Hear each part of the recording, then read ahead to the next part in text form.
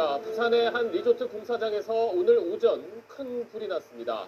1층에서 난 불이 빠르게 번지면서 현장에서 일하던 6명이 숨지고 20명 넘게 다쳤습니다.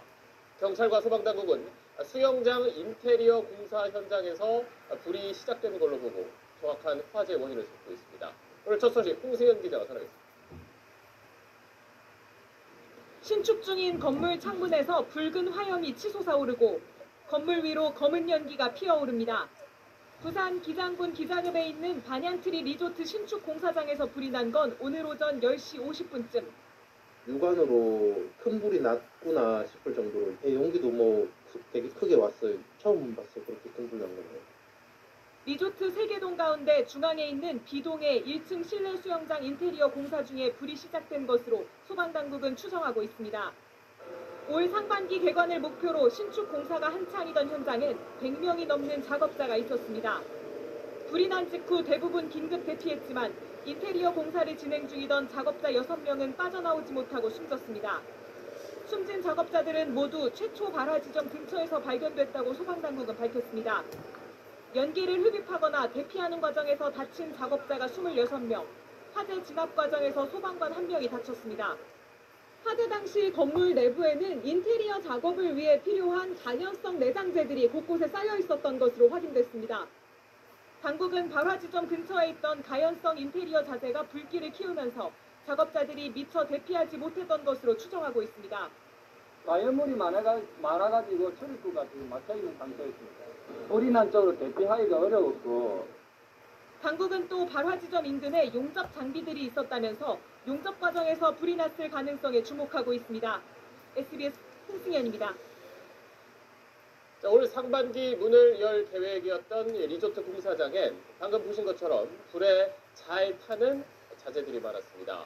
한 번 시작된 불은 삽시간에 건물을 집어삼켰고 미처 빠져나오지 못한 사람들이 옥상으로 대피하면서 소방 헬기가 구조 작업에 나섰습니다. 긴박했던 순간들을 민경호 기자가 전하겠습니다. 신축 공사 중인 리조트 건물이 시커먼 연기에 휩싸여 있습니다. 상공에서 119 구조 헬기가 안전고리가 달린 밧줄을 내리고 잠시 뒤 구조대원이 고립돼 있던 사람을 구조해 함께 헬기로 올라갑니다. 연기가 뿜어져 나오는 위험한 상황에서 헬기 구조가 성공하는 순간입니다. 건물 옥상 위에선 구조대원들이 분주하게 움직이고 지상에선 구조대원들이 화재 현장에 다시 들어가기 위해 준비합니다. 앞서 리조트 신축 공사장 B동 1층에서 시작된 불은 로비 건물과 옆 건물 C동으로 확대됐습니다. 구조대원들이 현장에 출동했을 땐 불은 이미 절정에 달한 상태였고 검은 연기로 시야 확보조차 어려운 상황이었습니다. 현장에 도착했을 때 처음 B동에서 화재가 발생해서 C동으로 화재가 연소가 확대되는 시기였고, 가연성 인테리어 자재를 타고 삽시간에 번진 불은 다수의 작업자들을 고립시켰습니다. 인명구조에 나선 구조대원들이 우선 옥상으로 대피시킨 14명은 무사히 구조됐습니다. 화재 진화와 구조, 인명수색 등을 위해 동원된 구조대원만 349명, 헬기 석대 등 장비 127대도 투입됐습니다. 발화 지점 근처에 있던 6명은 안타깝게 희생됐지만 다친 사람들은 모두 생명엔 지장이 없는 걸로 전해졌습니다. SBS 민경호입니다. 자, 대규모 공사장에서 그것도 대낮에 난 화재에 6명이 희생됐습니다. 공사장 내부에 쌓여있던 자재들 때문에 불길이 빠르게 번졌고 또 이 건물이 통유리 구조여서 연기가 빠져나가지 못한 게 피해를 키웠을 걸로 추정됩니다. 이 내용은 KNN 조진욱 기자가 준비했습니다. 이번 화재로 숨진 6명은 모두 불이 난 B동 1층에서 발견됐습니다. 대부분 대피 과정에서 연기를 마셔 숨진 것으로 추정됩니다. 현장에는 이렇게 인테리어 공사 자재들이 쌓여 있어서 작업자들의 대피가 힘들었던 것으로 보입니다. 공사 자재들이 불쏘시개 역할을 하며 불을 빠르게 확산시켰습니다. 인테리어 공사에 쓰이는 단열재는 유독가스를 내뿜었습니다. 하지만 리조트 특성상 개폐가 힘든 통유리가 설치되어 있다 보니 연기가 빠져나가기 힘들었고 그 결과 피해가 더 컸을 것으로 추정됩니다. 대피하는 중에 인테리어 자재 때 자개물이 발생을 해서 그대로 대피로를 방향 감각을 잃은 것 같습니다. 스프링클러가 화재 초기에 제대로 작동했는지도 의문이 따릅니다. 스프링클러가 작동한 흔적은 있지만 이미 불이 번지고 난 뒤에야 수동으로 작동시켰을 가능성이 제기되고 있습니다. 탈출한 현장 작업자들에 의하면 일부 공사 현장은 외부와 단절돼 경고방송조차 제대로 들리지 않았다는 진술도 나오고 있습니다. 연기가 막 배관 타고 막 내려오는 거 소장님 전화가 빨리 나오라면서 심하다면서 이래가지고 한 번에 뭐 다 나오세요 이런 게 없었고 그냥 소장님이 예, 전화하고 연락이 와가지고 경찰과 소방 등은 오는 16일 합동 감식을 통해 정확한 화재 원인을 조사할 예정입니다. K는 조준욱입니다. 그럼 화재 현장 나가 있는 취재 기자를 연결해서 지금 그곳 상황은 어떤지 자세히 알아보도록 하겠습니다. 김진우 기자, 이제 뭐 불은 다 잡힌 것 같은데 그럼 그 내부 뭐 수색이나 구조 작업도 다 마무리된 겁니까? 네, 소방당국의 인명구조, 수색 작업은 저녁 6시 53분쯤 모두 종료됐습니다. 불이 난 지 9시간이 넘은 지금까지도 현장에 매캐한 냄새가 남아있는데 저녁까지 이어진 잔불 확인 작업도 모두 끝났고 인명구조와 수색 작업에서도 추가로 발견된 사람은 없다고 소방당국은 밝혔습니다. 자, 이제 뭐 수사를 통해서 화재 원인이라든지 또 현장에서 안전 규정을 지켰는지 뭐 이런 것들이 확인돼야 할 텐데 경찰 수사 상황도 전해주시죠. 네, 부산경찰청은 이번 화재 사고를 수사하기 위해 형사기동대장을 팀장으로 하는 30명 규모의 전담 수사팀을 꾸렸습니다. 과학수사대도 참여하는 이번 수사팀은 왜 불이 난지를 밝히는 데 수사력을 집중할 방침입니다. 수사팀은 현장에 있었던 작업자들의 인적사항을 파악하는 대로 이들을 참고인 신분으로 소환해 화재 당시 상황에 대한 진술을 확보할 방침입니다.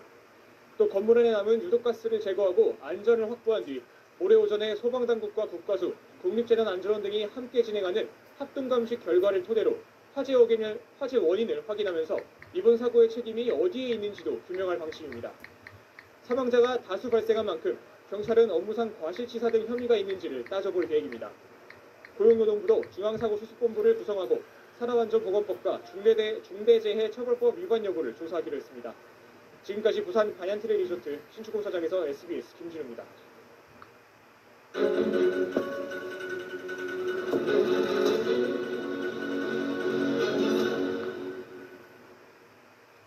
네, 트럼프 대통령이 미국과 교역하는 모든 나라를 상대로 상호 관세를 부과하겠다고 공식 발표했습니다. 올해 4월 1일까지 각 나라별로 협상을 끝내겠다고 했는데 예외나 면제는 없을 거라고도 말했습니다. 당장 우리나라도 여기에 대비를 해야 한다는 뜻입니다. 먼저 워싱턴 남승모 특파원. 트럼프 미 대통령이 예고했던 대로 상호관세 각서에 서명했습니다. 상호관세란 각국이 미국 상품에 적용하는 만큼 상대국 상품에 같은 관세를 부과하는 제도입니다. 백악관은 관세뿐 아니라 부가세, 보조금, 환율, 규제 같은 비관세 장벽도 고려하겠다고 밝혔습니다. 우리는 미국과 FTA를 맺고 있어 대부분 관세는 없지만 역시 관세 폭탄을 맞을 수 있다는 얘기입니다. I don't expect that, no. This is a simple system, and there wouldn't be any. 백악관 고위 당국자는 EU나 일본 그리고 한국 등의 동맹까지도 모두 미국을 이용하고 있다며 동맹도 예외가 아니라는 점을 분명히 했습니다. 상무부는 오는 4월 1일까지 각 국가별 1대1로 상호 관세안을 마련하겠다면서 사실상 협상 시한을 제시했습니다. 트럼프는 관세로 인한 미국 물가 상승 우려엔 자신감을 보였습니다. It's going to mean tremendous amounts of jobs, and ultimately, prices will stay the same, go down. 각국의 협상 움직임도 빨라질 전망입니다. 기자회견장에서 트럼프로부터 높은 대미 관세를 공개 지적받은 모디 인도 총리는 미국산 에너지와 무기 구매를 약속하며 발빠른 대응에 나섰습니다. हम मानते हैं कि भारत और अमेरिका का साथ और सहयोग एक बेहतर विश्व को 이런 가운데 백악관이 바이든 정부가 협상한 반도체 보조금 지급 조건을 변경하려 한다는 보도까지 나왔는데 삼성전자와 SK 하이닉스 등 우리 기업들도 대상이어서 현실화될 경우 피해가 우려됩니다. 워싱턴에서 SBS 남승입니다. 자, 들으신 것처럼 트럼프 발표대로라면 미국과 자유무역 협정을 맺고 있는 우리나라 역시 안심할 수가 없는 상황입니다. 자, 그렇다면 미국이 우리나라에 문제 삼을 수 있는 건 어떤 게 있을지, 또 우리가 협상 카드로 쓸 수 있는 건 뭐가 있을지 이 내용은 박현석 기자가 짚어봤습니다. 트럼프 1기였던 지난 2019년 한미 FTA 자유무역협정 개정 결과 미국산 일부 농산물을 제외하면 한미 두 나라 간 관세는 제로에 가깝습니다. 하지만 백악관은 각국의 세금, 보조금, 정부 규제 등을 관세와 유사한 무역 장벽으로 보고 상호 관세 부과로 답하겠다는 뜻을 분명히 했습니다. 한국 정부의 정책이라든지 한국의 제도가 미국 기업에 차별을 준다는 이유로 이런 것들을 상품 교역에서 관세로 부과하겠다 그런 취지. 오는 4월 미국이 우리나라에 무엇을 문제 삼을지는 매년 미 무역 대표부가 발간하는 나라별 무역 장벽 보고서에서 힌트를 얻을 수 있습니다. 지난해의 경우 배출가스 관련 자동차 부품 규제, 제약, 의료기기 가격 산정의 불투명성, 우리 정부의 세제 혜택, 미국산 쇠고기 수입 원령 제한 등을 지적했습니다. 또 최근 제이미슨 그리어 미 무역대표부 대표 지명자는 한국의 온라인 플랫폼 기업 독과점 규제 움직임에 대해 용납할 수 없다고도 했습니다. 구글 등 미국 빅테크만 규제하고 중국 기업은 봐주는 결과가 될 거란 겁니다. 관건은 상호 관세안 마련 시한인 4월까지 미국을 어떤 근거로 설득하느냐입니다. 지난해 대미 무역 흑자는 660억 달러로 전 세계 국가 중 8위에 해당하지만 반대로 관광이나 특허 사용료 등 서비스 수지는 최근 우리 적자 폭이 크게 늘었습니다. 두 나라 간 직접 투자에도 우리가 훨씬 적극적이어서 우리가 5배 가까이 많습니다. 미국에 공장을 짓고 이 공장으로 인해서 일자리가 늘었는데 부품 같은 것을 우리나라가 수출하면서 무역 수지는 좀 마이너스가 됐지만 경제에는 상당히 도움이 된다라는 것을 강조해야 합니다. 또 조선업 등 미국이 필요로 하는 분야를 협상 카드로 활용하고 일본이나 인도처럼 LNG 등 에너지 수입 등의 당근도 마련해 국내 산업 피해를 최소화할 필요가 있다고 통상 전문가들은 지적합니다. SBS 박현석입니다. 다음 소식입니다. 꿈 많던 8살 초등학생 김하늘 양이 오늘 하늘의 영원한 별이 됐습니다. 이 맑은 웃음을 짓고 있는 영정 사진을 몇 번이고 가슴에 눌러 담은 가족들은 말로 다 하지 못할 슬픔 속에 하늘 양의 마지막 길을 배웅했습니다. 하늘 양 발인식을 TJB 박범식 기자가 다녀왔습니다. 초등학교 안에서 교사에게 피살당한 하늘 양의 발인식. 여느 초등학교 아이들과 다를 것 없이 아이돌과 축구를 좋아했던 아이였지만 영정사진 속에서 환하게 웃고 있는 하늘 양을 더 이상 볼 수 없습니다.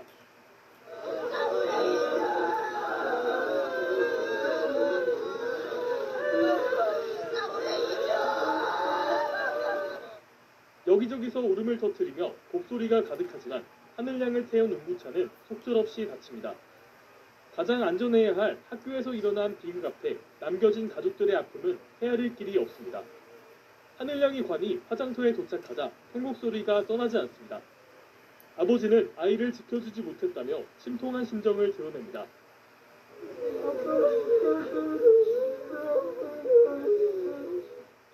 평소 다니던 초등학교 앞에서도 짧은 생을 살다 간 하늘양을 위해 시민들이 애도의 편지를 묶어 마음을 전합니다. 따뜻한 음식도 놔두며 하늘양의 넋을 위로합니다. 초등학교 현관 앞에 차려진 합동분향소를 찾아온 사람들은 하늘양이 천국에서는 행복했으면 좋겠다고 기원합니다. 그곳에서는 진짜 행복하게 잘 살기를 이 아줌마가 바래줄게. 지역 학부모 단체들은 아이를 살해한 이번 범행을 계획범죄라며 가해교사의 엄벌을 촉구했습니다. 연결식 후 고인이 된 하늘양은 대전 추모공원에서 영문에 들어간 가운데 합동분향소는 내일 오후 5시까지 운영됩니다. TJB 박범식입니다. 하늘양 사건을 수사하는 경찰이 피의자가 왜 이런 범행을 저질렀는지 미리 계획한 건 아닌지 밝히기 위해 학교를 압수수색하고 프로파일러 5명을 투입했습니다. 유족들을 한 번 더 무너지게 하는 악성 댓글들도 수사하고 있습니다. 신용식 기자. 경찰이 오늘 오후 고 김하늘 양 사건이 발생했던 초등학교에 대해 압수수색을 벌여 가해교사인 명 씨의 교무실 컴퓨터 등 관련 자료들을 확보했습니다. 경찰은 바로 압수물 분석을 진행하면서 명 씨의 범행 동기와 계획 범죄 여부를 조사하고 있습니다. 그제 압수수색을 통해 확보했던 명 씨의 휴대전화와 주거지 컴퓨터, CCTV와 차량 블랙박스 등 증거자료들에 대한 분석에도 속도를 내고 있습니다. 경찰은 범죄행동 분석 전문가인 프로파일러 5명도 투입했습니다. 이들은 범행 당일 명 씨의 시간대별 행적과 심리 상태를 집중적으로 파악할 예정인 걸로 전해졌습니다. 유족들을 향한 악성 댓글들에 대한 수사도 이루어지고 있습니다. 경찰은 명예훼손 행위를 한 3명에 대해 입건전 조사를 진행하면서 악성 게시글 138건을 차단하거나 삭제 요청했습니다. 명 씨에 대한 대면 조사는 늦어지고 있습니다. 수술을 마친 명 씨가 아직 산소호흡기를 착용하고 있어 조사를 위한 대화가 가능하지 않은 걸로 전해졌습니다. 이에 따라 체포영장 집행도 예상보다 늦춰질 전망입니다. 명 씨의 건강 상태를 고려해 체포영장 집행 기한을 30일로 조율한 걸로 알려졌습니다. 경찰은 명 씨가 사전에 범행 도구를 준비하고 빛과 소리 차단이 잘 되는 시청각실로 하늘양을 유인하는 등 계획 범죄를 벌였을 가능성에 무게를 두고 있습니다. SBS 신용식입니다. 이렇게 아이들을 떠나보내는 일이 다신 없도록 대책을 마련하자며 교육당국과 현장 전문가들이 만났습니다. 이주호 사회부총리는 이 자리에서 정규 수업 이후에 하교하는 학생은 보호자에게 직접 인계하도록 하고 학교 안 CCTV 설치도 더 늘리겠다고 밝혔습니다. 이어서 이혜미 기자입니다. 사건이 발생한 학교엔 모두 15대의 CCTV가 설치됐습니다. 하지만 승강기 내부 한 대를 제외하면 모두 학교 바깥쪽을 비추고 있었습니다.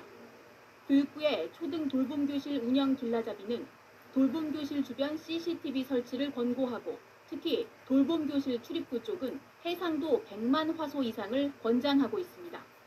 하지만 강제성이 없다 보니 제대로 운영되지 않은 겁니다. 오늘 현장 전문가들과의 간담회를 마련한 이주호 사회부총리는 계단과 돌봄교실 주변, 공용 공간 등의 CCTV 설치를 확대하겠다고 약속했습니다. 이 부총리는 새로 교원을 뽑을 때는 정신건강 진단을 시행하고 재직 중인 교원은 주기적인 심리검사를 받게 하는 방안을 검토해 하늘이법에 담겠다고 말했습니다. 학생 안전대책으로는 대면 인계 방침을 밝혔습니다. 돌봄 학교에 참여한 모든 초1, 2 학생들의 귀가 시 대면 인계, 동행 귀가를 원칙으로 귀가 도우미 인력이 학생을 인솔하여 보호자 또는 보호자가 사전 지정한 대리인에게 대면 인계하는 체계를 갖추어 나가도록 하겠습니다. 현장 전문가들은 대책의 보완을 당부했습니다. 교육부가 법제화하겠다고 한 질환교원심의위원회는 명칭이 부정적 인식을 줄 수 있는 만큼 직무 적합성 심의위원회 등으로 수정하자고 제안했습니다. 또 교육활동으로 심리적 어려움을 겪는 교원과 이번 사건 같은 특수한 경우는 구분해 대책을 마련해야 한다고 지적했습니다. 이 부총리는 국회 대정부 질문에도 나와 대전교육청에 대한 감사를 통해 철저한 진상과 책임을 규명하고 대책을 담은 하늘이법을 조속히 마련하겠다고 강조했습니다. SBS 이혜미입니다. 피의자인 교사가 우울증을 겪었다는 게 알려지면서 일부 사람들은 마치 우울증이 범행의 원인인 것처럼 여기기도 하는데요. 전문가들은 그렇게 보기엔 논리적 비약이 있다며 이런 오해로 우울증 환자들에게 사회적 낙인을 찍어선 안 된다고 조언합니다. 이 내용은 권지윤 기자가 전하겠습니다. 하늘양을 살해한 교사 명모 씨는 우울증으로 병가와 휴직을 반복하다 복직해 범행을 저질렀습니다. 이 때문에 우울증이 타인에게 위험한 병이라고 생각하기도 하는데 전문가들은 오해라고 선을 그었습니다. 간혹 가다가 화를 주체하기 힘들다 이런 걸 얘기하시는 분들은 있지만 이렇게 파괴적인 행동으로까지 이어지는 경우는 거의 보지 못했거든요. 화를 느끼는 우울증이라고 해도 외부로 표출하기보다 자해나 자살 등 자기 파괴적 특성을 보인다는 겁니다. 우울증은 말 그대로 우리나라 가장 큰 문제인 자살의 대표적인 원인이 될 수 있지만 범죄 원인이라고 보는 거는 굉장히 논리적 비약이고 국내에서 우울증으로 진료받은 환자는 해마다 증가하고 있습니다. 2023년엔 104만 3천여 명, 지난해 8월까지는 81만 4천여 명으로 최근 5년 8개월 동안 누적 환자만 540만 명이 넘습니다. 전 세계 사람들 중 10%가 살면서 걸릴 수 있는 누구나 걸릴 수 있고 또한 완벽하게 나을 수 있는 병이기 때문에 낙인 찍지 않는 명 씨의 범행은 우울증 같은 정신질환보다 사전 준비 정황에 주목해야 한다는 지적입니다. 사전에 이제 범행 도구를 준비를 한다든지 또 이제 자신이 지리적 연구원을 가지고 있는 그런 장소를 선정하는 이런 측면에서는 계획 범죄의 가능성이 대한신경정신의학회와 정신건강의학과 의사회 등도 오늘 성명을 내고 이번 사건이 우울증에 대한 편견을 조장해 정신질환의 편견 없는 치료를 막게 되면 안 된다고 강조했습니다. SBS 권준입니다. 어른들의 잘못으로 어린 생명이 희생된 일이 또 있었습니다. 충남 서천군에서 2살 된 아기가 집 베란다에서 숨진 채 발견됐습니다. 아기가 다녔던 어린이집 원장이 몇 개월 동안 소식이 아예 끊긴 걸 이상하게 여기고 신고한 건데 경찰은 숨진 아기의 20대 부모를 긴급 체포했습니다. TJB 전유진 기자.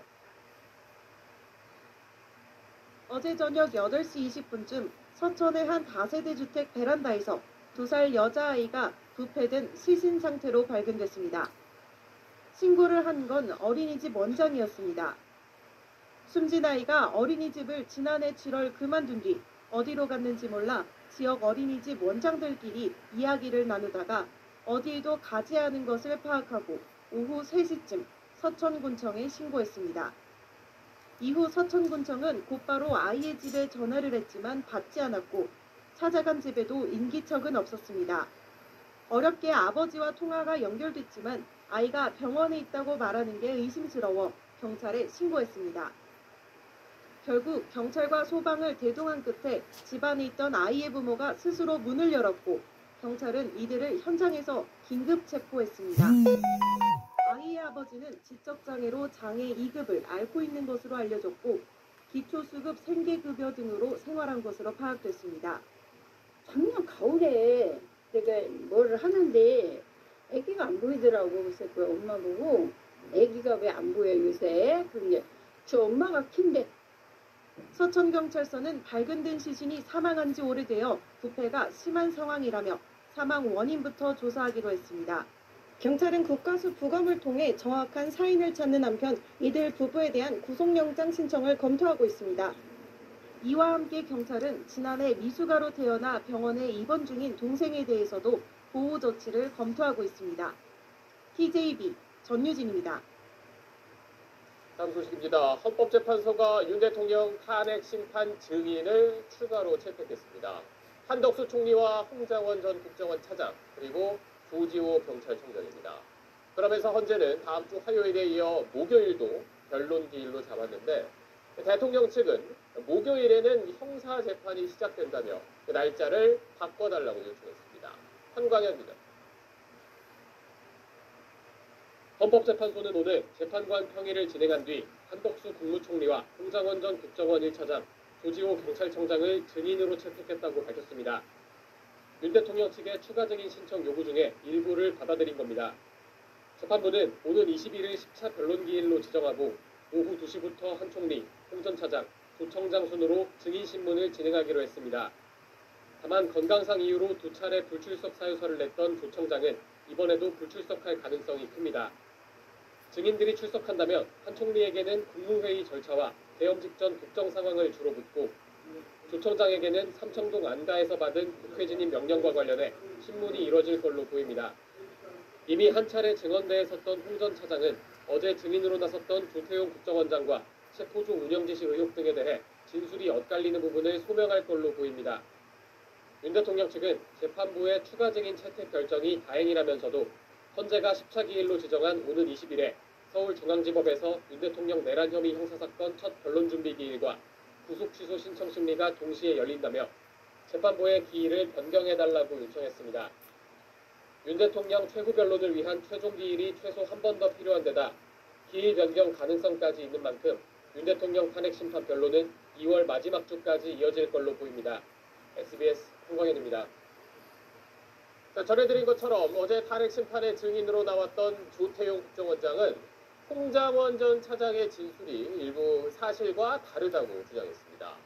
이에 홍 전 차장은 저희 취재진과 통화에서 전체 CCTV를 확인해보자며 당시 자신이 윤 대통령과 통화하는 모습을 본 사람도 있다고 강조했습니다. 백운 기자가 단독 취재했습니다. 조태용 국정원장은 정치인 체포 지시를 받았다고 폭로한 홍장원 전 국정원 1차장 증언을 믿기 어렵다고 말했습니다. 특히 국정원장 공관 근처에서 여인영 전 방첩사령관과 통화하며 체포 명단을 메모했다고 한 계엄 당일 밤 11시 6분 홍 전 차장 동선을 콕 집어 지적했습니다. 11시 6분이면 홍장원 차장은 거기가 아니고 청사에 있는 본인 사무실에 있었습니다. 홍 전 차장은 SBS와 통화에서 기억의 한계가 있을 수 있다면서도 국정원장 공관 근처에서 윤 대통령, 여 전 사령관과 통화하고 메모를 작성한 것은 맞는다고 했습니다. 그러면서 공관과 청사 집무실 근처 CCTV로 동선을 분초 단위로 확인할 수 있을 것이라며 국정원장이 확인해주면 좋겠다고 말했습니다. 또 여 전 사령관과 통화하기 전 윤 대통령이 싹 다 잡아들이라고 지시한 통화는 밤 10시 53분 국정원장 공관 근처에서 이뤄졌고 이 모습을 옆에서 지켜본 공관 관계자가 있다고 주장했습니다. 조 원장은 메모가 여러 차례 수정된 점도 강조했습니다. 보좌관이 기억을 더듬어 새로 써준 메모가 이 메모인데 거기에 누군가가 이제 가피를 해서 있는 것이 지금 제가 보고 있는 메모입니다. 결국 메모가 4가지가 있는 셈입니다. 홍 전 차장은 보좌관과 통화 내용을 재확인하기 위해 메모를 여러 번 작성한 사실은 인정하면서도 10여 명의 정치인 체포 명단이라 메모 내용은 처음부터 일관됐다고 주장했습니다. 홍 전 차장은 헌재의 추가 증인 출석 요구에도 응하겠다고 밝혀 홍장원 메모 작성 경위를 두고 치열한 공방이 예상됩니다. SBS 백운입니다. 곽종근 전 특수전 사령관이 계엄 이후 여인영 전 방첩사령관으로부터 서로 말을 맞추자는 제안을 받았다는 사실을 인정한 걸로 저희 취재 결과 확인됐습니다. 박 전 사령관은 옥중 입장문을 내고 민주당으로부터 회유를 당했다는 의혹은 사실이 아니라고 분명하게 선을 그었습니다. 이 내용은 김지욱 기자가 단독 취재했습니다. 비상계엄 해제 뒤 핵심 군장성들을 계엄 선포 사실을 대통령 담화 방송을 보고 알았다고 입을 모았습니다. TV를 틀어놓고 있었기 때문에 거기에 바로 그 자막으로 떠서 그걸 보고 알았습니다. 저기는 계엄을 선포한다는 사실을 대통령 TV 담화로 처음 알게 된 것이죠. 네. 이렇게 사령관들이 한 목소리를 낸 건 여인영 전 방첩사령관으로부터 입을 맞추자는 제안을 받았기 때문이라고 곽종근 전 특정사령관이 주변에 털어놓은 것으로 파악됐습니다. 곽 전 사령관은 계엄 해제 뒤 여 전 사령관이 TV를 보고 계엄 선포를 알았다고 얘기하자고 제안했다며 이로 인해 모든 진술의 출발점이 꼬였다고 아쉬움을 토로한 것으로 전해졌습니다. 앞서 검찰 특수부는 사령관들이 말을 맞춘 정황이라며 한 특전사 간부가 휴대전화에 작성한 메모를 공개하기도 했는데 연락을 받은 당사자인 곽 전 사령관이 실제로 입맞추기 시도가 있었다는 걸 인정한 겁니다. 관련해 여 전 사령관 측은 SBS 기자에게 구체적인 건 TV를 보고 알게 됐다는 기존 입장은 변함이 없다고 전했습니다. 최근 국민의힘에서 곽 전 사령관이 민주당에 회유당했다는 주장에 대해선 오늘 내적 분량의 옥중 입장문을 통해 민주당에 이용당하거나 회유당했다고 생각하지 않으며 모든 것을 사실의 기초에 증언했다고 반박했습니다. 계엄 해제 다음 날 김용현 전 국방장관으로부터 유학소는 녹음이 되지 않는다, 당당하게 하라는 전화를 받았는데 오히려 이 얘기를 듣고 검찰에 자수서를 작성해야겠다고 생각했다며 대통령으로부터 의원들을 끄집어내라는 지시를 받았다는 진술을 수정하거나 철회할 생각이 없다고 말했습니다. SBS 김지욱입니다. 불법 촬영 혐의로 재판에 넘겨진 축구선수 황의조 씨가 1심에서 징역 1년에 집행유예 2년을 선고받았습니다.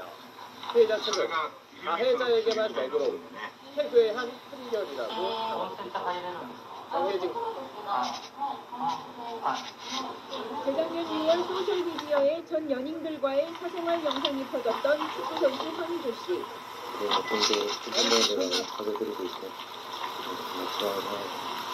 1심 법원은 오늘 불법 촬영 합의를 인정해 징역 1년에 집행유예 2년을 선고하고 사회봉사 200시간과 선생력 치료 강의 수당 400시간도 명령했습니다. 법원은 불법 촬영 범죄로 인한 사회적 폐해의 심각성을 볼 때 엄히 처벌할 필요가 있다며 4차례에 걸쳐 피해자 의사의 방을 촬영하고 범행 횟수와 촬영물의 구체적 내용으로부터 질질이 좋지 않다고 판시했습니다. 피해자가 상당한 정신적 충격과 고통을 겪었다고도 진술했습니다. 다만 제3자인 황 씨의 범행으로 촬영물이 유포됐고 황 씨가 유포에는 가담하지 않은 점등을 감안했다고 덧붙였습니다. 앞서 검찰은 3년 전 피해자 2명의 개인이었던 사생활 영상을 불법 촬영한 혐의로 황 씨에게 징역 4년을 구형했습니다. 황 씨의 형수는 사생활 영상을 유포하고 황 씨를 협박한 혐의로 지난해 9월 대법원에서 징역 3년이 확정됐습니다. 선고 결과 어떻게 생각하세요?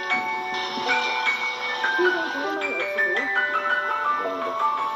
피해자 측은 가해자에 관한 너그럽고 피해자의 상처에 이해가 나고 후회하고 끔찍한 판결이라고 비판했습니다. SBS 조혜진입니다.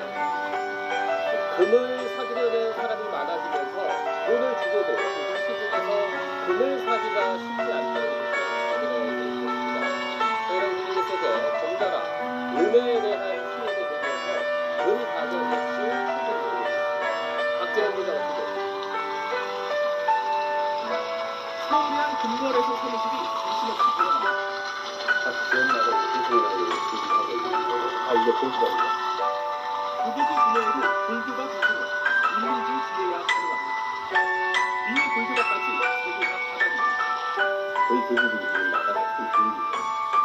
이런 금수요가 은으로까지 확산하면서 금고에 차있던 실버가도 거의 급락합니다.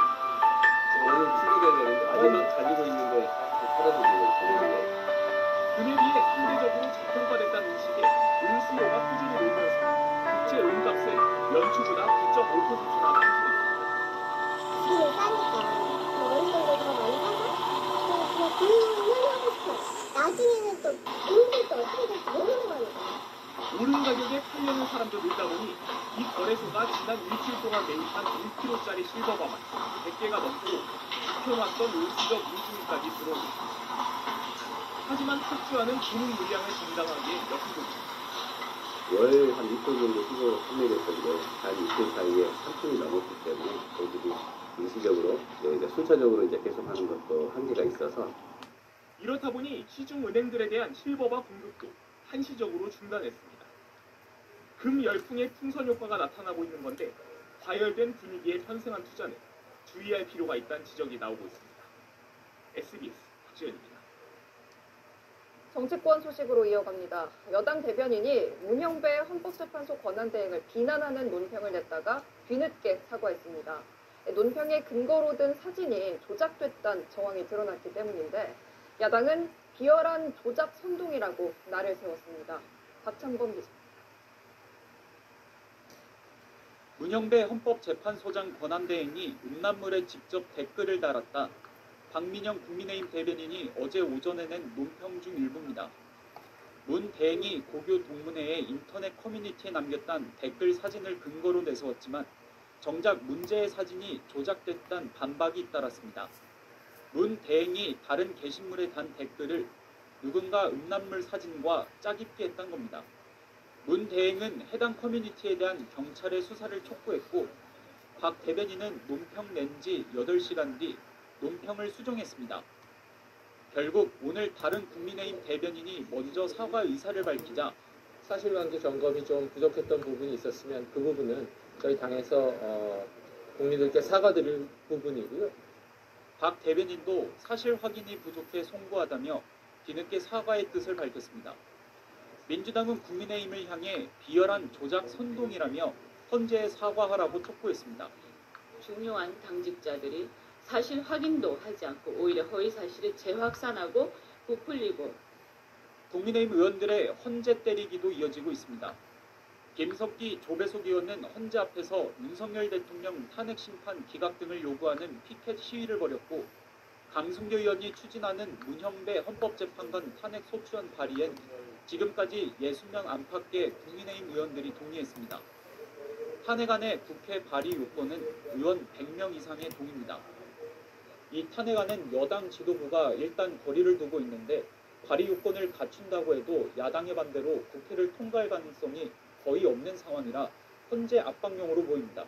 SBS 박찬범입니다. 오늘 국회 대정부 질문에선 법률권 잠룡으로 불리는 김문수 고용노동부 장관에게 질문이 집중됐습니다.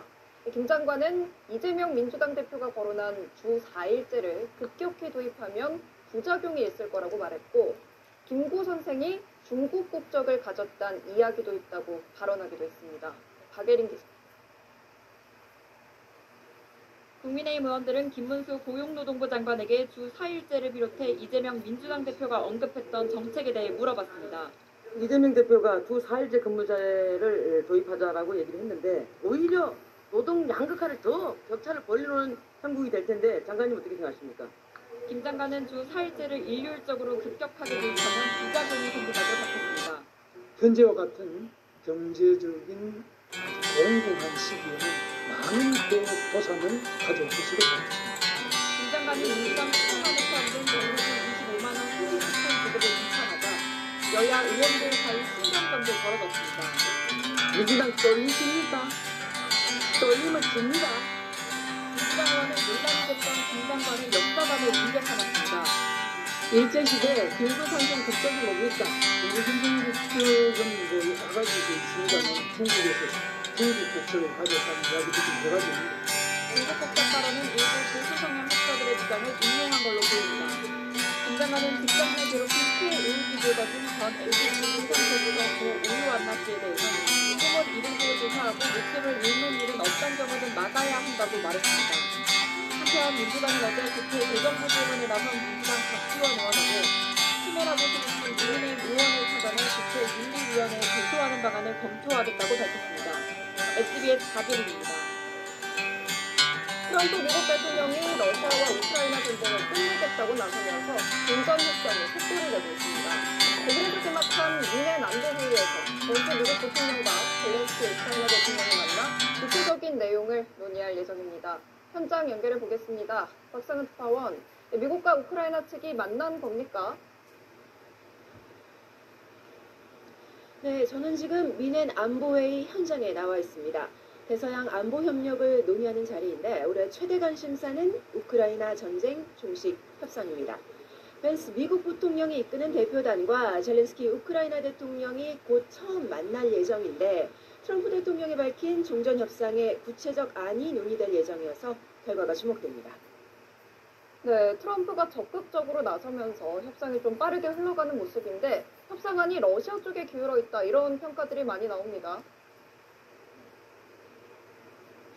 네, 트럼프 대통령은 푸틴 러시아 대통령의 평화 의지를 신뢰한다고 추켜 세우면서 이런 말을 했습니다.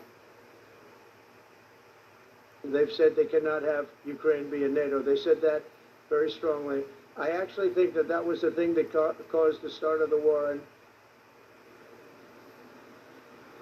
서방의 공동방위체 나토 가입은 러시아가 점령한 영토 수복 그리고 미군이 포함된 평화유지군 주둔과 함께 우크라이나가 줄기차게 요구해온 조건입니다.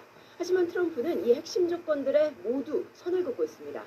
러시아는 재빨리 협상 대표단을 구성하며 미국과 주파수를 맞추는 모양새입니다. 네, 만약 이 주장을 보수한다면 우크라이나와 유럽 국가들로서 반발이 클 것 같은데요. 젤렌스키 대통령은 트럼프 대통령이 푸틴과 먼저 통화한 데 대해 불편한 내색을 비치며 우크라이나를 배제한 협상은 안 된다고 거듭 강조했습니다. І ми просто не зможемо акцептувати, як незалежна країна, будь-які домовленості без нас. 유럽 국가들은 협상이 시작되기도 전에 우크라이나 요구사항을 테이블에서 치워버렸다며 미국의 태도를 성토했습니다. 안보와 재건 부담은 모두 유럽에 떠맡기고 전쟁을 일으킨 푸틴에게는 오히려 보상을 주는 이른바 더티 딜이 이루어지는 것 아니냐는 우려도 커지고 있습니다. 지금까지 미넨 안보회 현장에서 SBS 박상입니다. 요즘 SNS 하다 보면 유명 브랜드 제품들을 해외 직구로 아주 싸게 살 수 있다는 광고 볼 때가 많습니다. 돈만 받아 챙기는 가짜 사이트가 적지 않으니 주의하셔야겠습니다. 이태곤 기자.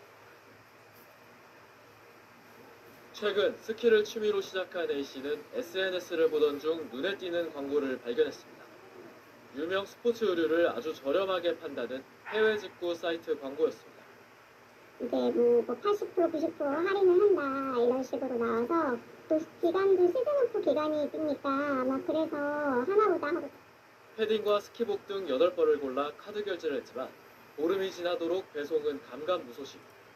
충분 할인 내역이라고 왔는데 이메일 자체도 좀 깨져 있었고 링크 들어가니까 그것도 먹통인 링크였고. 뒤늦게 확인한 쇼핑몰 주소는 해당 브랜드의 공식 홈페이지 주소와 다른 곳이었습니다. 몇 분 안에 뭐 사라고 이런 식으로 해서 이게 저 사람 심리를 빨리 사야겠다라는 심리를 좀 자극했던 것 같아요. 해외 직구가 늘면서 사기성 쇼핑몰 상담 건수도 2021년 251건에서 2년 만에 5배 이상으로 급증했습니다.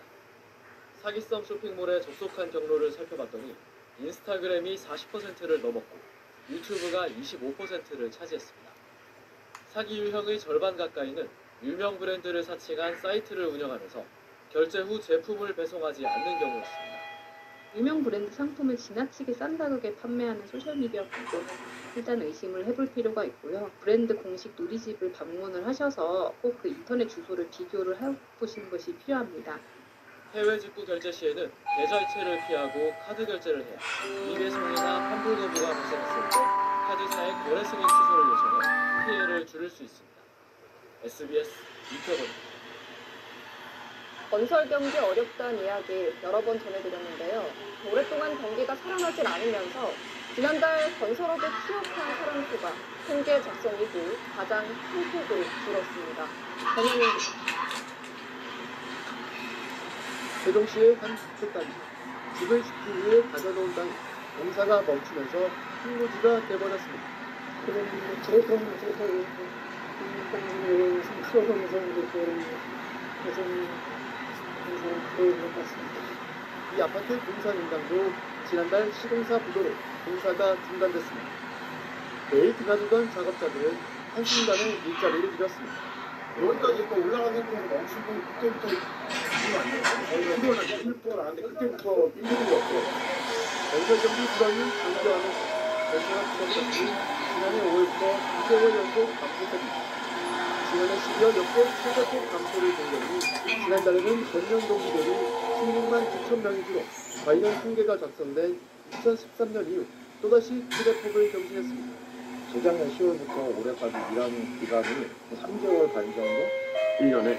그 정도밖에 못하고 있어요. 지난번에 벌어놓은 돈을 다 까먹거든요.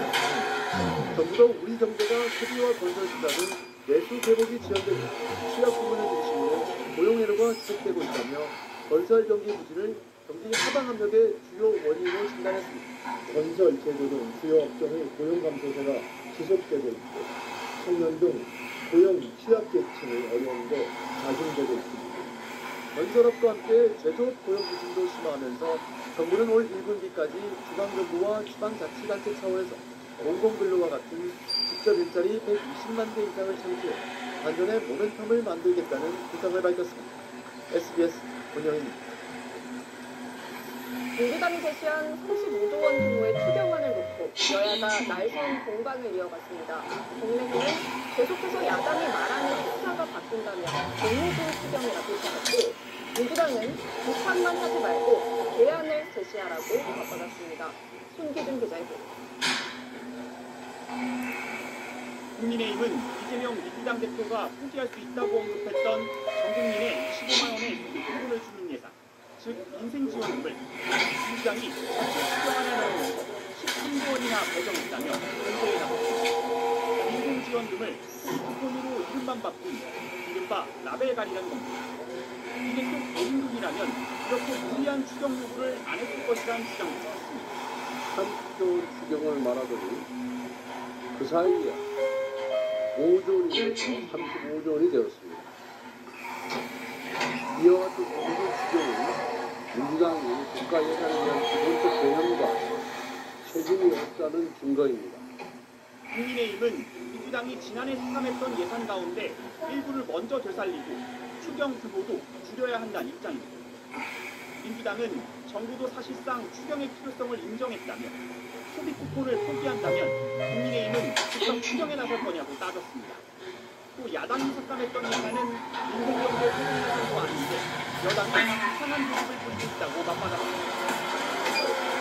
하나님 예비비 늘리고 특활비 늘리면 민생 경제 살아나고 경제가 회복이 됩니까? 여당을 겨냥해 야당 제안에 무조건 반대하기보단 더 나은 대안을 제시하는 게 책임 있는 공당의 자세라면서 전 국민 25만 원 지급이 추경의 걸림돌이라면 내려놓을 수 있다는 입장도 거듭 밝혔습니다. 야당이 제안한 전 국민 25만 원 지원금 등을 놓고 여야의 힘겨루기가 이어지면서 오는 20일 여야 대표와 국회의장, 대통령 권한대행의 4자 회담전까지 진행될 실무 협상도 난항이 예상됩니다. SBS 송규준입니다. 옛 소련 당시 최악의 원전 사고가 일어난 우크라이나 북부 체르노빌 원자력 발전소에서 현지 시간 14일 새벽 폭발이 발생했습니다. 사상자는 없으며 내외부 방사능 수치는 안정적으로 유지되고 있다고 국제 원자력 기구는 밝혔습니다. 우크라이나 측은 러시아의 드론 공격이라고 주장했지만 러시아는 부인했습니다. 체르노빌 원전의 원자로 가동은 중단됐지만 냉각시설의 사용 후 해결료가 보관돼 있습니다. 그리고 방사능단 연구들에 대한 항의 영상을 올린 유튜버가 7,600만 원을 배상해야 한다는 판결을 나왔습니다. 서울서구지법은 오늘 BTK 유족 측이 유튜브 채널 콘텐츠 운영자 박모 씨를 상대로 한 소송에서 먼저 부와 장부제도 각각 10만 원과 1,500만 원을, BTK 유족에는 5,400만 원을 배상하라고 판결했습니다. 부와 장부제는 지난해 10월 장부가 손해배상을 올려 명예가 훼손됐다며 손해배상 청구 소송을 제기했습니다.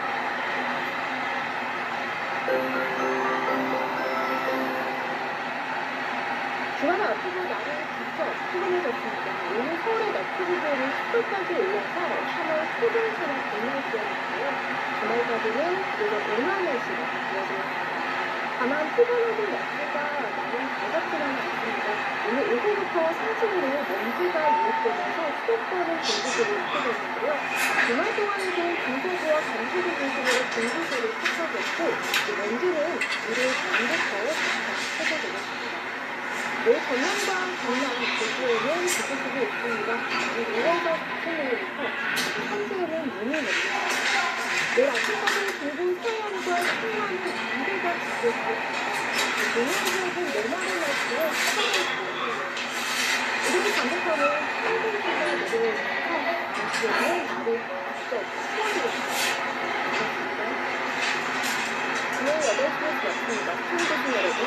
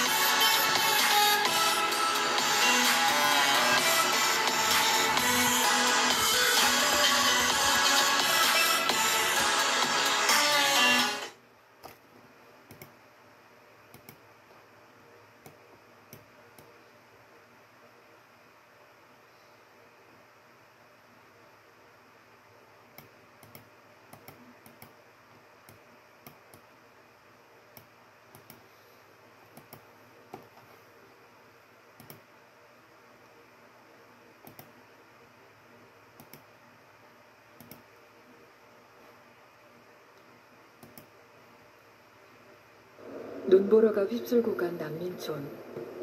이곳의 아이들에게 가장 힘든 것은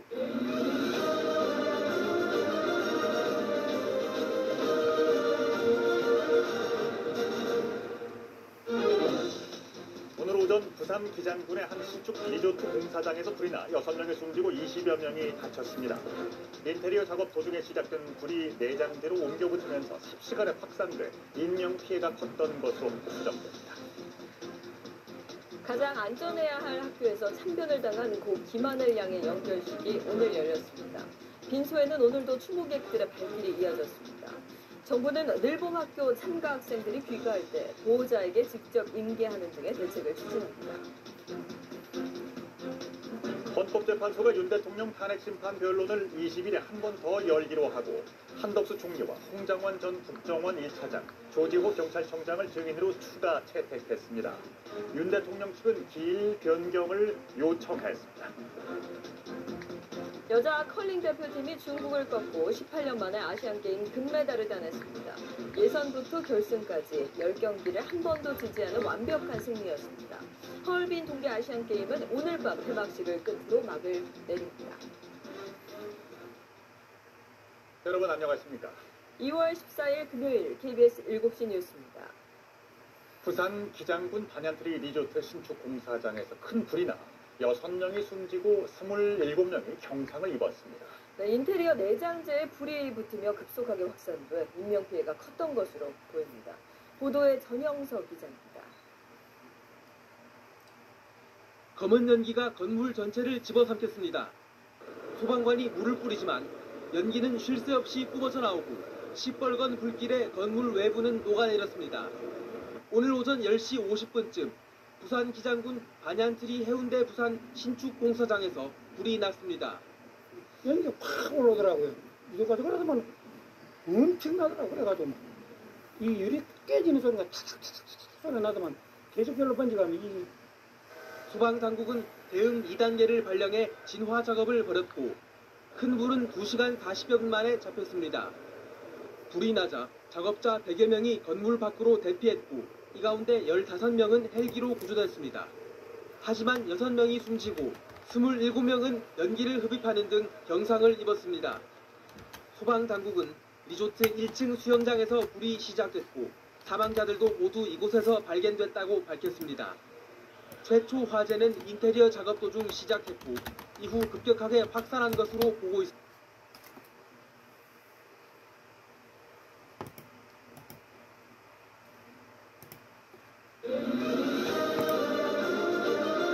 그러더만 엄청나더라고요. 그래가지고 이 유리 깨지는 소리가 탁탁탁탁 소리 나더만 계속 별로 번지가면 이 소방당국은 대응 2단계를 발령해 진화 작업을 벌였고 큰 불은 2시간 40여 분 만에 잡혔습니다.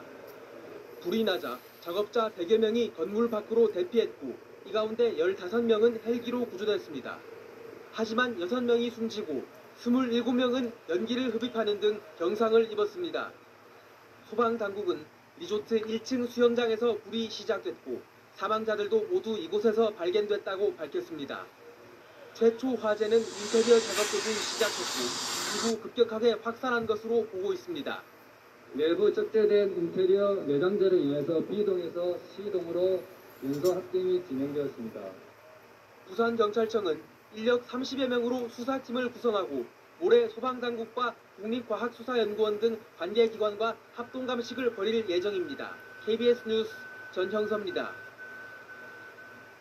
그래도 우리가 가장 안전하다고 믿었던 학교에서 교사에게 무참히 살해된 8살 고 김하늘 양이 이제 하늘의 별이 돼서 안식에 들어갔습니다. 유족과 지인들은 가늠할 수 없는 큰 슬픔 속에 하늘이와 마지막 인사를 나누었습니다. 박연선 기자입니다. 아이돌을 꿈꾸며 노래와 춤을 좋아했던 8살 김하늘 양. 이제 그 미소는 영정사진 속에만 남았습니다. 하늘이를 떠나보내는 마지막 길. 유족들은 하늘이의 관 앞에서 또 한 번 무너져 내렸습니다.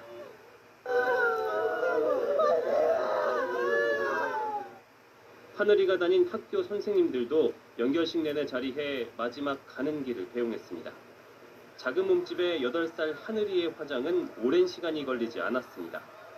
아빠의 품에 안긴 하늘이는 대전의 한 추모공원에서 영원한 안식에 들었습니다. 교육청과 학교에 마련된 합동 분향소에서도 추모객들이 마지막 작별 인사를 전했습니다. 예쁘게 그곳에서는 진짜 행복하게 잘 살기를 이 아줌마가 바래줄게. 중환자실에서 치료 중인 가해 교사는 의사소통이 불가능해 경찰의 대면 조사는 아직 시작되지 못하고 있습니다. 경찰은 프로파일러 5명을 투입해 범행 동기와 계획 범죄 여부를 밝히는 데 집중하고 있습니다. 또 유족에 대한 악성 게시글 130여 건을 삭제, 차단 요청하는 한편 명예훼손 소지가 있는 3건에 대해선 내사에 착수했습니다. KBS 뉴스 박연선입니다. 한편 교육부는 학교 안에서 유사한 사건이 발생하지 않도록 대책 마련에 속도를 내고 있습니다. 돌봄 교실 등의 밀봉 학교 프로그램에 참가한 학생들이 귀가할 때는 보호자에게 직접 대면으로 인계하고 교내 CCTV도 늘리기로 했습니다. 김성수 기자입니다. 하늘양은 돌봄 교실을 마치고 교문 앞 학원버스까지 혼자 이동하다 변을 당했습니다. 버스 기사가 알리기 전까지 아무도 몰랐습니다. 걸어서 채 5분도 안 되는 거리에서 돌봄 공백이 생긴 겁니다. 무분별하게 학교에 들어가는 것도 안전 차원에서 배제하고 교문 앞으로 데리고 오는 거였잖아요. 체계를 좀 잘 잡아주시는 게.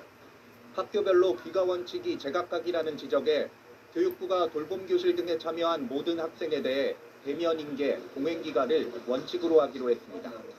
이런 업무를 전담할 자원봉사자 등 도우미 인력도 확충해 학교에 배치합니다.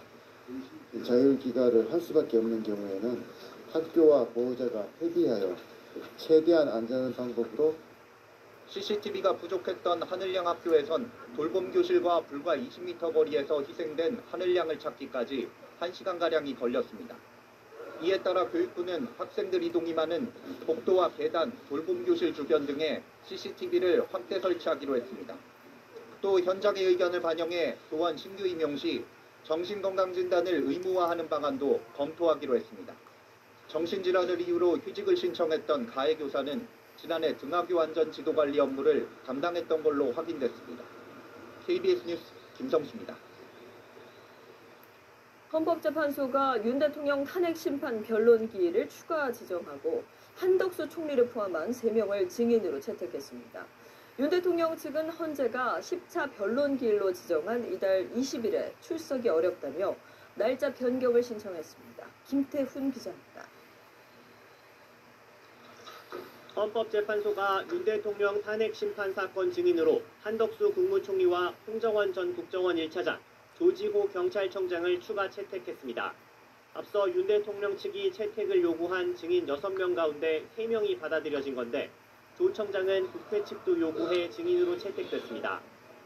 한덕수 총리는 국정의 2인자로서 비상계엄 선포를 위한 국무회의 당시 상황 그리고 줄탄핵으로 인한 국정마비 이번 비상계엄의 원인에 대해 누구보다 잘 알고 있습니다.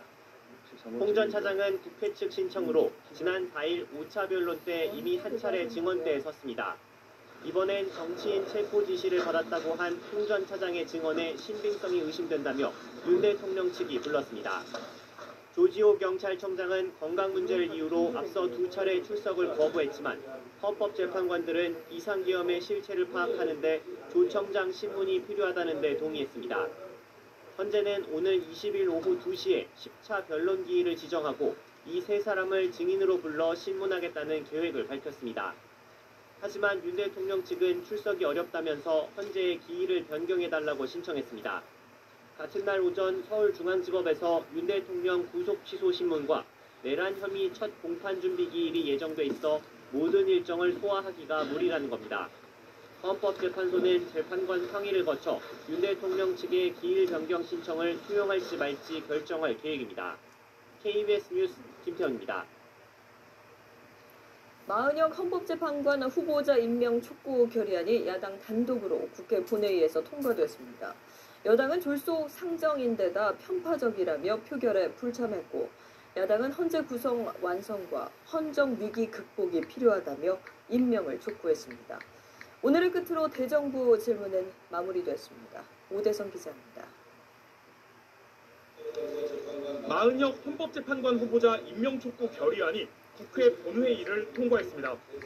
국민의힘은 야당이 일방적으로 추진한 결의안이라고 반발하며 표결에 불참했습니다. 절차적, 내용적으로도 매우 편파적인 이 안건을 본회의에 상정해서는 안 됩니다. 입법부가 재판이 진행 중인 사건에 부당하게 개입하는 것이 되는 것입니다. 민주당은 헌정위기 상태를 극복하기 위해선 헌재 구성을 완성해야 한다며 최상목 권한대행의 마 후보자 임명을 촉구했습니다. 국회는 최상목 대통령 권한대행 부총리에게 권한쟁의 심판 결정 불복 등 명백한 헌법 위반 행위를 할 경우 좌시하지 않을 것임을 경고한다. 김용환 인권위 상임위원이 헌정질서 부정과 내란을 선동하고 있다며 국가인권위에 대한 감사원 감사 요구안도 본회의에서 통과됐습니다. 교육, 사회, 문화 분야 대정부 질문에선 고 오요한나 MBC 기상캐스터 사망과 관련해 여당은 MBC에 대한 진상규명을 촉구했고 MBC는 그동안 몇 차례 근로감독관을 통했고 임금체불, 부당노동 행위, 모성보호 위반 이런 걸로 사회적 지탄을 많이 받아왔고 야당은 검찰의 명태균 수사가 지지부진하다며 김건희 여사 포함된 철저한 조사를 요구했습니다. 이거 다 검찰 탓 아닙니까? 제대로 수사를 하고 김건희도 소환하고 그랬으면 하필 12월 3일날 비상계엄 안 일어날 수도 있다는 얘기잖아요. 대정부 질문은 오늘을 끝으로 3일간 일정을 마무리했습니다. KBS 뉴스 오대성입니다. 내란 혐의를 받는 김용현 전 국방부 장관이 법원의 보석 기각 결정에 불복해 항고하고 구속 취소도 청구했습니다. 김 전 장관 측은 오늘 서울중앙지법 형사합의 25부에 보석 기각 결정에 대한 항고장과 구속 취소 청구서를 냈습니다. 재판부는 앞서 김 전 장관의 보석 청구를 형사소송법 제95조 등을 이유로 기각한 바 있습니다. 이 조항에 따르면 피고인이 사형이나 무기 또는 장기 10년 넘는 징역 등에 해당되는 죄를 지었을 때 보석 청구를 기각할 수 있습니다. 트럼프 미국 대통령이 전 세계를 상대로 하는 상호 관세 부과 계획을 공식 발표했습니다. 특히 세금이나 규제 등의 비관세 장벽도 검토해 관세율을 정하겠다고 밝혀서 미국과의 FTA로 대부분이 무관세인 우리도 안심할 수가 없게 됐습니다. 워싱턴 김지숙 특파원입니다. 트럼프 미국 대통령이 예고한 대로 현지 시각 13일 상호 관세를 부과하는 행정명령에 서명했습니다. To me, it's the most beautiful. And I'll tell you what, I think really reciprocal tariffs, there's two words. Reciprocal makes tariffs really fair. 관세율은 상대국의 관세는 물론 비관세 장벽까지 두루 검토해 도출하겠다고 밝혔습니다. 환율이나 수입 규제, 표준 인증 등 각종 비관세 장벽을 무역 제한의 한 형태로 간주하고 그에 따른 대책을 적용하겠다는 겁니다. 국가별로 차등화된 관세율이 적용되는 건데 이를 위한 개별 협상은 4월 1일까지 끝내겠다고 했습니다. 한국은 미국과 자유무역 협정, FTA를 체결해 대부분의 제품에 관세가 없지만 비관세 장벽이 포함되면 상호 관세가 부과될 수 있습니다. 실제 백악관 고위 당국자는 직접적으로 한국을 언급하기도 했습니다. 이 당국자는 중국처럼 전략적 경쟁자고 유럽연합이나 일본, 한국처럼 동맹이든 상관없이 모든 국가가 저마다의 방식으로 미국을 이용하고 있다며 미국의 무역 적자가 가장 많고 문제가 심각한 국가들을 먼저 들여다볼 방침이라고 말했습니다.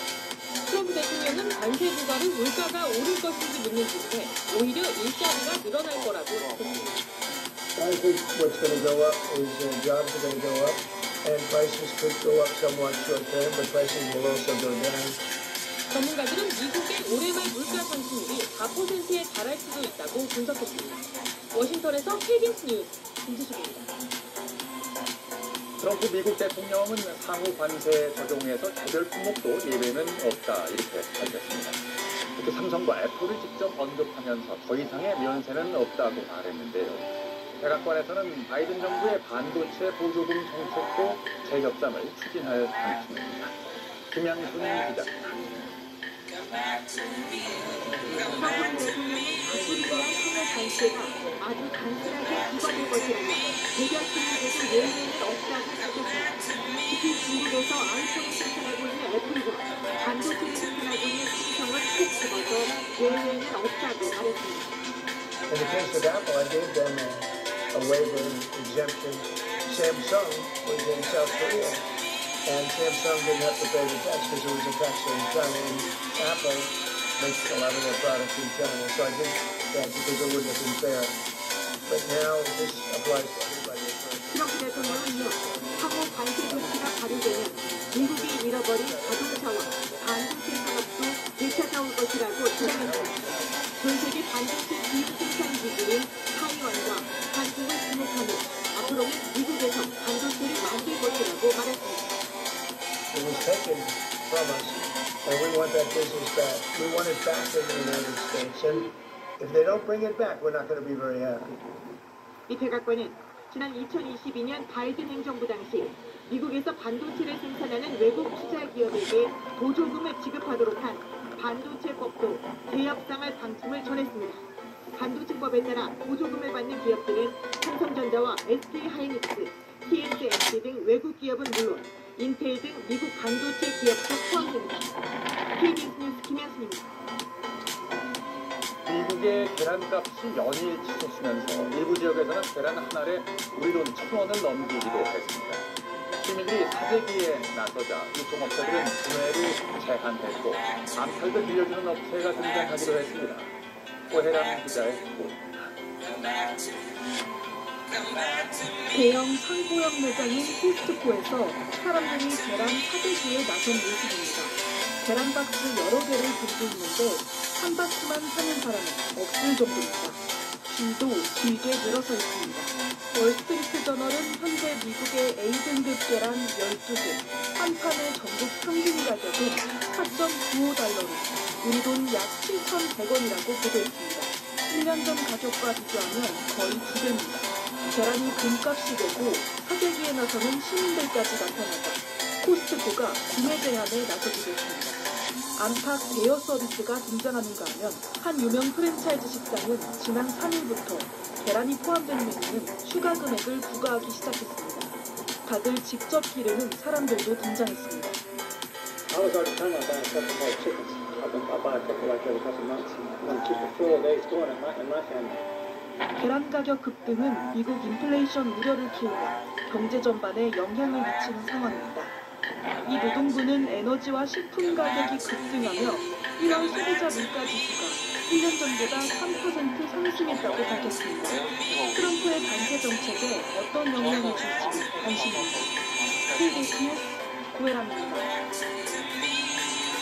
대한민국 여자 컬링 대표팀이 중국을 꺾고 18년 만에 아시안게임 금메달을 입에 걸었습니다. 예선부터 결승까지 10경기를 한 번도 지지 않고 이뤄낸 완벽한 우승이었습니다. 이준희 기자가 전합니다. 먼저 결승 무대를 밟은 남자 컬링 대표팀은 강호 필리핀에 3대5로 이겨 금메달로 대회를 마무리했습니다. 선수들의 표정엔 아쉬움이 한가득이었지만 그 결승을 앞둔 누나들을 위해 다시 파이팅을 외쳤습니다. 누나들, 저희가 금메달을 지금 못 땄지만 누나들은 꼭 따셔야 합니다. 이게 따면은 뭐 시키는 거 다 했고 그거에 대해서 긴장하지 말고 화이팅! 동생들의 응원에 힘을 얻은 여자 대표팀은 5G라는 별명처럼 속전속결로 중국을 제압했습니다. 초반부터 시원한 더블 테이크아웃을 선보인 후는 1, 2엔드에서 단숨에 3점을 뽑으며 흐름을 가져왔습니다. 홈팀 중국도 거센 추격을 시작했지만 다행히 서브 정중앙을 차지하며 다시 달아났습니다. 7엔드에선 스톤 사이를 절묘하게 통과하는 묘기샷으로 결정적인 2점을 가져오며 사실상 승부를 끝냈습니다. 중국을 7대2로 꺾은 여자 컬링 대표팀은 무려 18년 만에 아시안게임 금메달을 목에 걸었습니다. 예선부터 결승까지 단 한 번도 지지 않고 10전 전승으로 우승을 차지한 그야말로 퍼펙트한 금메달이었습니다. 항상 우승이라는 타이틀을 얻어서 그리고 저희 팀이 경기에 앞서 심판의 승 우승, 그리고 동반 금메달이라는 글자. 남녀 대표팀 모두 하나로 똘똘 뭉친 가운데 환상호흡을 자랑한 대한민국 컬링은 내년 동계올림픽 기대감을 한층 높였습니다. KBS 뉴스 이준입니다. 정부와 서울시가 아이돌 공백을 해소하려고 시작했던 필리핀 가사 관리사 시범 사업이 1년 더 연장됐습니다. 본 사업으로 전환하기에는 아직 수요가 많지 않고 이용료도 20%가량 오를 예정이어서 전시성 사업으로 전락하는 것은 아닌가 하는 우려도 나옵니다. 김하은 기자입니다. 육아 부담을 줄이기 위해 지난해 8월 시작된 필리핀 가사관리사 사업. 서울 시내 180여 곳의 가정이 90여 명의 관리사들에게 도움을 받고 있습니다. 이 사업을 이용해오던 9개월 쌍둥이 아빠 백운상 씨는 최근 고민이 생겼습니다. 이달 말 시범 사업이 끝나는 걸로 예고됐기 때문입니다. 시범 사업이 종료가 되는 건 사실 최악이고, 그렇게 되면 저희 자원이나 저희 어머니가 인사관을 다 도와주셔야 되는 상황인데, 정부가 결국 시범 사업을 1년 더 연장하면서 이용 과정에서 당장 결정을 내리게 됐습니다. 이용 과정의 만족도가 높고 관리사들도 계속 일하기를 원한다고 정부는 설명했습니다. 다만 시간당 14,000원 수준이던 이용료가 다음 달부터는 17,000원 수준으로 오릅니다. 민간 위탁업체의 운영비 부담이 오르기 때문입니다. 일단 비용도 그렇게 올라가버리면 저희도 언제까지 쓸 수 있을지도 잘 안 보이는 상황이고요. 1,200명 규모의 본사업 전환도 불투명합니다. 서울과 부산, 세종을 제외하곤 다른 지자체 수요가 많지 않고 고비용 논란도 여전하기 때문입니다. 결국은 지불 능력이 있는 사람들 일부만 이용을 하는 정부가 일부 혹은 전부를 부담을 하는 그런 정책부터 펴야.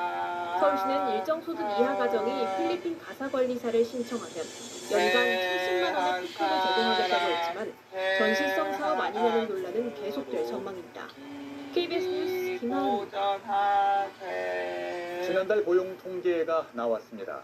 전체 취업자 수가 늘긴 했지만 정부 일자리 사업 덕이 컸고요. 건설업과 청년층 고용 지표는 특히 좋지를 않았는데요. 김준범 기자가 전했습니다. 지난달 취업자는 2,787만여 명으로 집계됐습니다. 1년 전 같은 달보다 13만 5천여 명 늘었습니다. 지난해 12월 취업자가 5만 2천 명 줄며 3년 10개월 만에 가장 안 좋았는데 한 달 만에 증가세를 회복했습니다. 하지만 일자리는 민간보다는 정부 쪽에서 늘었습니다. 노인 일자리 사업 등 정부 일자리 정책이 새해 재개되면서 취업자 수를 감소해서 증가로 돌아서고 있습니다. 산업별로 봐도 정부 일자리 영향이 큰 보건업과 사회복지 서비스업이 취업자가 12만 명 가깝게 늘며 증가세를 이끌었습니다. 반면 건설업은 안 좋았습니다. 건설업 취업자가 1년 전보다 17만 명 가깝게 줄며 2013년 관련 통계를 내기 시작한 이후 가장 폭폭으로 늘었습니다. 15세에서 29세 사이에 청년층 취업자도 감소폭이 컸습니다. 1년 전보다 21만 8천 명 줄었는데 2021년 1월 이후에 최대폭 감소입니다.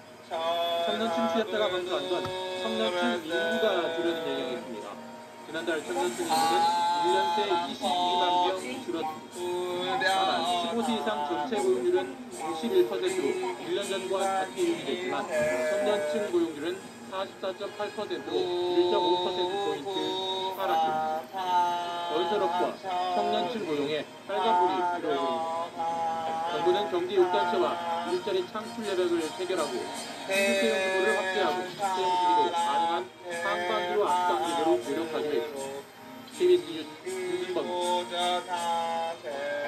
미국 곳곳에 기상이변으로 인한 피해가 속출했습니다. 최근 큰 산불이 계속됐던 캘리포니아 지역에서는 이번에는 폭우로 인한 산사태 위험으로 대피령까지 내려졌고 동부엔 겨울 폭풍이 몰아치고 있습니다. 동남부 지역은 토네이도가 덮쳤습니다. 박석구 기자입니다.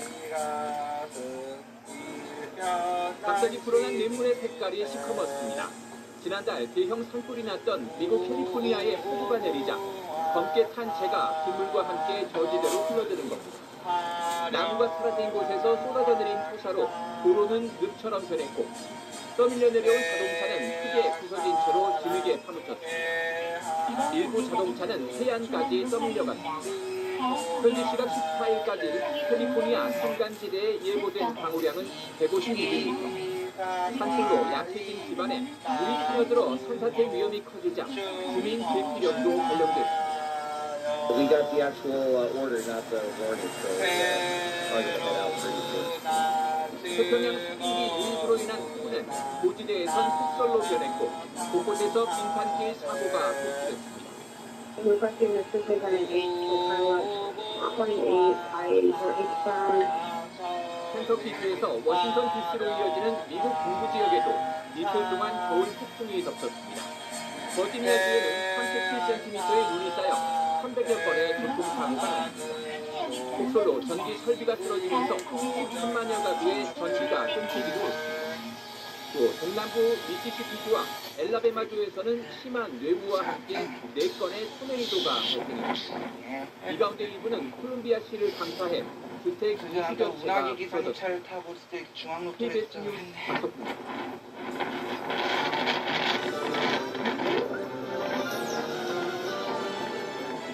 육상 경기 등에서 청각 장애 선수를 위해 총소리 대신 빛으로 출발을 알리는 스타트램프 개발자를 취재했습니다. 빨간색과 노란색, 초록색 빛으로 출발 신호를 알리는 스타트램프. 지난 2016년 국제대회에서 처음 도입됐습니다. 스타트램프 도입자는 2015년 열린 육상 경기대회에선 청각장애인 선수가 출발 총소리를 듣지 못해 출발을 못했습니다. 이때까지만 해도 청각장애 선수는 주변 선수를 보며 눈치껏 출발하는 것이 관행이었습니다. 개발자인 박대미 씨입니다. 청각장애 학교에서 20년 동안 육상부를 지도해왔습니다. 그러다 한 여학생이 울면서 아무리 노력해도 출발 소리를 듣지 못하면 이길 수 없다고 호소하는 말을 듣고 스타트램프를 개발하게 됐습니다. コロナ禍で働きながらもなんとか努力で乗り越えなさいっていうような声かけをしていた自分自身がやっぱり非常に情けなく思います。 업체 협조를 얻어 2010년 스타트램프를 개발했지만 공부에 애를 먹었습니다. 국제대회가 열릴 때마다 찾아다니며 홍보한 덕분에 개발 4년이 국제대회에서 처음 채택됐는데요. 지금은 청각장애 선수들에게 없어서는 안 될 존재가 됐습니다. 모카커피의 기원지로 유명한 예멘. 오랜 역사를 지닌 이곳의 커피는 고산지대라는 재배 환경과 기후 덕분에 다채로운 맛을 지니고 있어 전 세계적으로 인정받고 있습니다. 그런데 최근 예멘의 커피 농업에 변화의 바람이 불고 있습니다. 전통적인 햇볕 건조 방식 외에 새로운 발효 기법을 들여와 커피를 가공하고 있습니다. 커피콩을 수확해서 전통 방식으로 건조한 뒤 밀봉된 통에 넣어 발효 과정을 거치고 다시 건조하는 겁니다. 이런 중간 발효 과정에서 온도의 급격한 변화가 커피의 화학 반응을 촉발하는데요. 덕분에 커피의 고유한 향미가 더 짙게 드러나게 됩니다. وبالتالي هذه العملية تعمل على وضوح أو إيضاح النفعات بشكل متوازن حتى الحموضة تكون فيها متوازنة. 과거의 방식을 고수하는 데 그치지 않고 혁신적인 변화를 시도한 덕분에 예멘 커피는 세계 커피 시장에서 그 가치를 다시 한번 증명하고 있습니다. 리오데자네이루의 마틴 루터킹 국립학교. 학생들이 교실에 들어오기 전 휴대전화를 플라스틱 보관함에 넣습니다. 이달부터 학교에서 휴대전화 사용이 금지됐기 때문입니다. 브라질 정부는 휴대전화 사용 제한이 학생들의 정신적, 신체적 건강을 보호하는 정책이라고 밝혔는데요. 학생들 반응은 어떤가요? E aí foi um pouco difícil, né? Mas depois que a chuva passa, a gente interage mais, então fica mais fácil. 지난해 브라질의 한 설문조사에 따르면 대부분의 브라질 어린이가 10살 정도의 휴대전화를 갖게 되는 것으로 나타났습니다. 3살 미만 어린이는 하루 1시간 30분 가까이를, 13살에서 16살의 경우는 하루 4시간을 휴대전화 사용에 쓰는 것으로 집계됐습니다. 학교 측은 학교에서 휴대전화 금지령이 시행된 이후 학생들의 집중력, 수업 참여도가 모두 향상됐다고 밝혔습니다. KBS 월드뉴스입니다. 업무 효율을 높이고 비용을 줄이기 위해 산업계에서 인공지능 기술이 주목받고 있는데요. 지자체에서도 AI를 적극 활용하고 있습니다.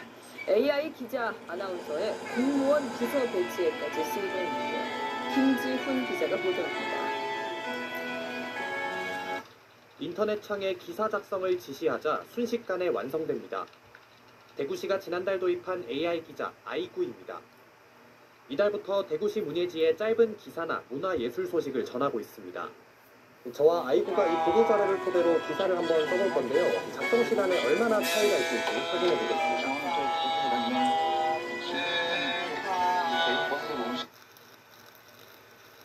아이구가 기사를 작성한 시간은 20초, 사람보다 1분 40초 빨랐습니다.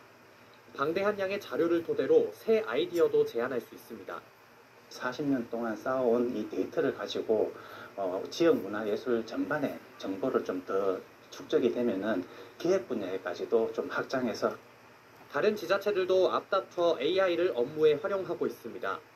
대구 달서구는 이달부터 시정뉴스를 AI 아나운서 달수 다리가 전하기 시작했고 구미시는 신규 공무원 50여 명의 부서 배치에 AI의 역량 검사 결과를 활용했습니다. 하지만 여전히 개선해야 할 점도 많습니다. 한두 번 시민들이 듣거나 혹은 뭐 그걸 질의를 했을 때 잘못된 답변을 한다거나 그러면 굉장히 신뢰성이 저하가 돼버리니까 그런 신뢰성 문제에 굉장히 신경을 많이 써야 된다. AI를 도입하는 업무가 늘면서 신뢰성을 높이는 관리 체계를 마련하고 AI를 활용할 인재를 키우는 일이 뒤따라야 할 것으로 보입니다. KBS 뉴스 김지훈입니다. 서해 피겨 공무원 사건 피해자 유족에게 북한이 손해배상을 해야 한다는 법원 판단이 나왔습니다. 서울중앙지방법원은 어제 유족 이모 씨가 북한을 상대로는 손해배상 청구 소송에서 2억 원을 지급하라고 판결했습니다. 해양수사부 공무원이었던 이 씨는 2020년 9월 서해 북측해상에서 북한군에 사살됐습니다. 유족은 지난 2022년 소송을 제기하면서 소장에 피고 북한의 주소를 조선노동당 중앙위원회 청사로 적고 공시 송달을 신청한 것으로 알려졌습니다. 불법 촬영 혐의로 재판에 넘겨진 축구선수 황의조 씨가 1심에서 징역형의 집행유예를 선고받았습니다. 재판부는 황 씨가 불법 촬영물 유포에는 가담하지 않았다는 점을 참작했다고 설명했고 피해자 측은 강하게 반발했습니다. 박민경 기자입니다. 축구 국가대표 출신 선수 황의조 씨는 여성 2명을 상대로 각각 동의 없이 불법 동영상 등을 찍은 혐의로 지난해 7월 재판에 넘겨졌습니다. 황 씨가 자신과 여성들의 모습이 담긴 사진 등을 소셜미디어에 유포한 자신의 형수를 2023년 경찰에 고소했는데 수사 과정에서 황 씨의 불법 촬영 정황이 포착된 겁니다. 검찰은 황 씨에게 징역 4년을 구형했고 서울중앙지법 형사 13단독은 성폭력처벌법 위반 혐의로 기소된 황 씨에게 오늘 징역 1년 집행유예 2년을 선고했습니다. 피해 여성 2명 가운데 1명에 대해 유죄가 인정된 겁니다. 오늘 선고 결과 어떻게 생각하십니까? 죄송합니다. 피해자한테 할 말 없으세요? 죄송합니다. 재판부는 불법 촬영 범죄로 인한 사회적 폐해의 심각성을 볼 때 엄히 처벌할 필요가 있다면서 범행 횟수나 구체적인 내용을 보면 죄질이 좋지 않다며 선고 이유를 밝혔습니다. 다만 황 씨가 모든 혐의를 인정하고 반성하는 데다가 황 씨 형수의 범행으로 영상이 유포된 점 등을 고려했다고 설명했습니다. 피해자 측은 이번 판결에 대해 황 씨에게 사실상 면죄부를 줬다고 반발했습니다. 대한민국 법원이 성범죄자에게 얼마나 너그럽고 피해자의 상처에 얼마나 이해도가 낮은지를 보여주는 전형적인 판결이었습니다. 또한 재판부가 황 씨에게 2차 피해와 영상 유출에 대한 책임을 전혀 묻지 않았다며 항소하겠다고 밝혔습니다. KBS 뉴스 박민경입니다.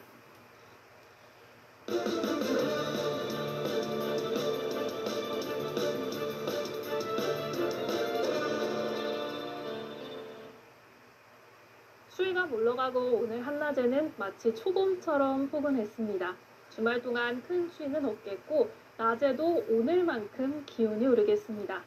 다만 남해상에서 비구름대가 다가오면서 내일은 전남과 경남, 제주도에 비가 내리겠습니다. 제주도는 10에서 40mm, 전남 남해안에 5에서 20mm, 전남과 경남에 5mm 정도의 비가 내리겠습니다. 또 서풍이 불면서 공기가 탁해졌습니다. 미세먼지가 유입되면서 현재 수도권은 초미세먼지 나쁨 수준 보이고 있습니다. 내일도 중부지방과 경북, 부산은 공기가 탁할 것으로 예상됩니다. 내일 하늘은 계속 흐리겠고 중부 서해안과 충남 남부는 아침까지 안개가 짙게 끼겠습니다. 또 동해안은 대기가 계속 건조하겠습니다. 내일 아침 기온 서울이 0도, 전주 영하 1도로 오늘과 비슷하겠고 한낮에는 기온이 올라 서울이 9도, 대구 11도로 온화하겠습니다. 바다의 물결은 동해 먼바다와 제주 먼바다에서 최고 2.5m까지 다소 높게 일겠습니다. 당분간 하늘은 맑게 드러나겠고 다음 주에는 날이 추워지겠습니다. 날씨였습니다. KBS 7시 뉴스를 마칩니다. 시청해주신 여러분 고맙습니다.